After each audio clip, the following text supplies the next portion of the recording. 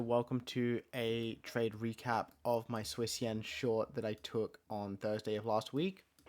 This was an IBO short that resulted in a negative 0.58R loss. Very decent position, had a negative confluence factor, which I think was the overall reason in which the market didn't play out in our favor.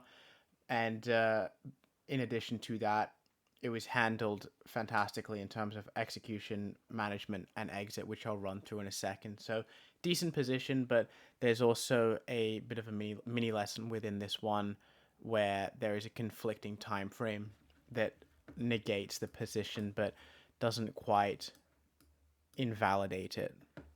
So, starting off on the daily time frame, top left directional prediction, we have the nice overextended run up into 185s.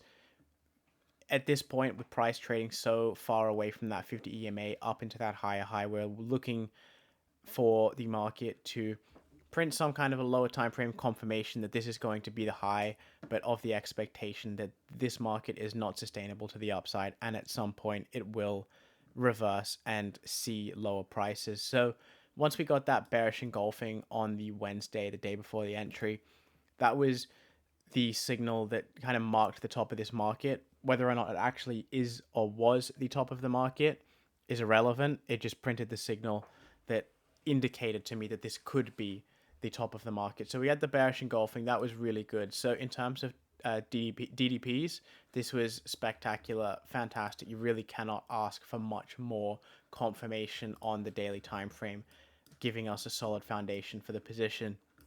Now, stepping down into the intradays, specifically the 4-hour, we did have the breakdown and we were printing that lower high. So at the time of the entry, price had just closed that 4-hour high test, which was really good. We still had some room to that 4-hour 50 EMA, so that was also fine. But the negative confluence factor or the negative factor in this position were these recent highs on the 4-hour.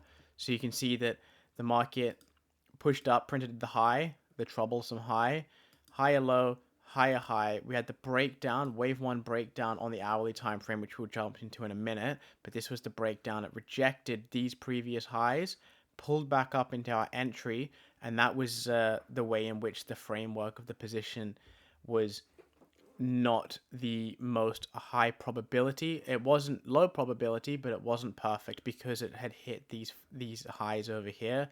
It's just a negative confluence factor. Price has already rejected it once, and then we're going to take a position short straight back into the level the price has already rejected. So it's not ideal, but it's not enough to negate the position. So we had the 4-hour doji confirmation. That was fantastic. We knew the negative confluence factor was there, so we wanted to see a very high quality and strong rejection on the 1-hour time frame, which is what we got.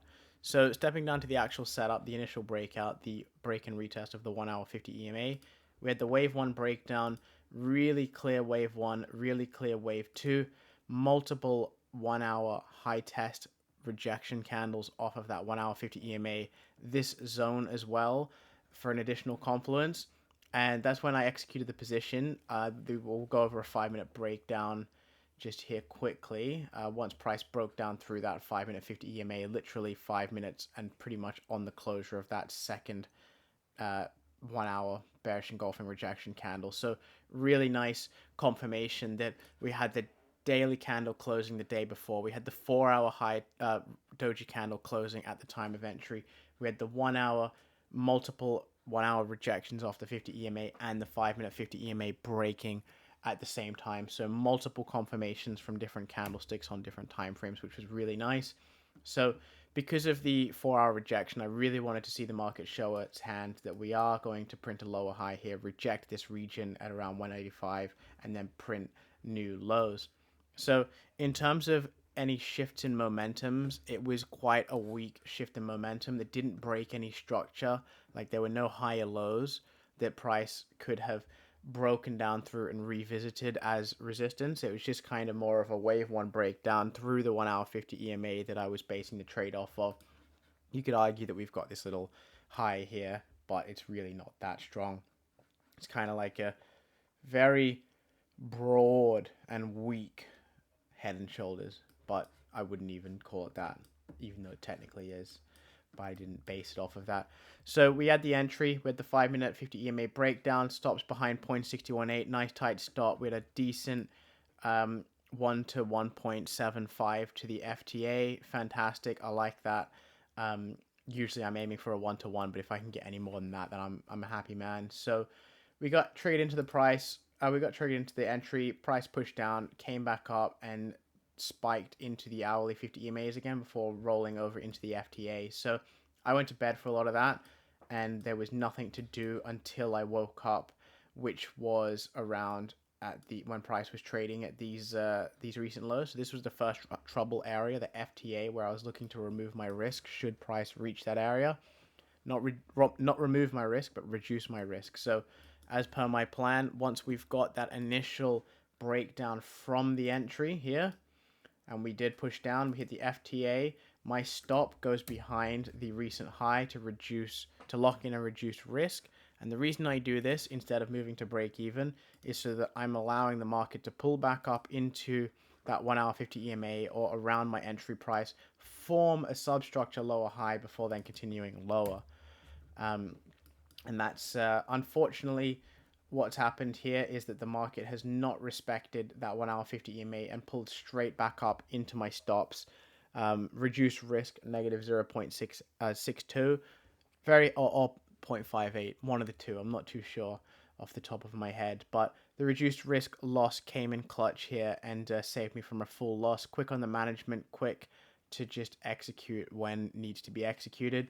I really didn't want to, like, I wouldn't have handled it any other way as per my trade plan, but knowing that we were forming this double bottom here on that recent high and taking heat against us, it's at that point, I'd lost a bit of conviction in the trade, and then it just, if it was going to break that 1 hour 50 EMA and not hold against that region, my stops were wide enough to where it was giving the market enough room to breathe. But if it fails, it's going to take me out without too much extra downside. So happy with the exit management entry, no complaints at all. In terms of a target, I was looking to trail behind the 1 hour 50 EMA on this one.